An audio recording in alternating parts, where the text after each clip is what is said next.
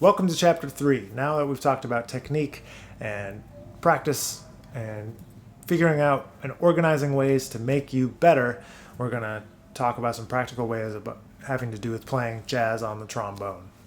So, what is jazz vocabulary? To me, jazz vocabulary are the phrases, the scales, the arpeggios, the note patterns, the scale patterns, the shapes that all kind of coalesce into different jazz styles and different improvisational vocabulary.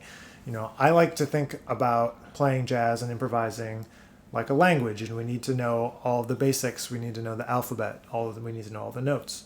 We need to know a lot of words, and the words come in the form of scales and arpeggios, and they also come in forms of shapes and little phrases, little bebop phrases. And then we put them all into context by transcribing and listening to the great masters of our music, and we learn solos. Like we learn full solos, which is like reading a full story. So you might read a full story, as in play a transcription that somebody else did, and you're just kind of using it as an etude, or you're doing your own transcription and you're learning it off the records and you're learning how to play that. So when we're improvising, we're stringing together these words, the scales, the notes, all of that. We're stringing them into sentences, and then when we put all the sentences together, we end up with a full story or a full solo, right? Just so I like to make this constant comparison to language and to writing a story or thinking about organizing your improvisations in a logical manner.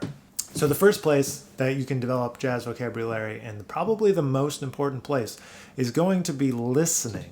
If you don't love to listen to this music, there's no way that you're ever going to reach a high level. You need to listen, and you need to listen deeply and actively.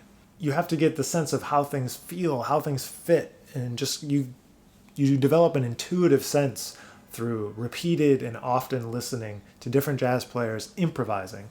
It's great to listen to highly orchestrated music, but if we're developing our soloistic side, our improvisational side as trombonists, we need to listen to the way that trombone players have historically done this. So listening to everyone from J.J. Johnson and Curtis Fuller, go back even further to Kid Ory and to Frank Rosolino or Carl Fontana. You want to think about Lawrence Brown, Al Gray, all different eras, all different bands, and try to just get a sense of what the vocabulary was.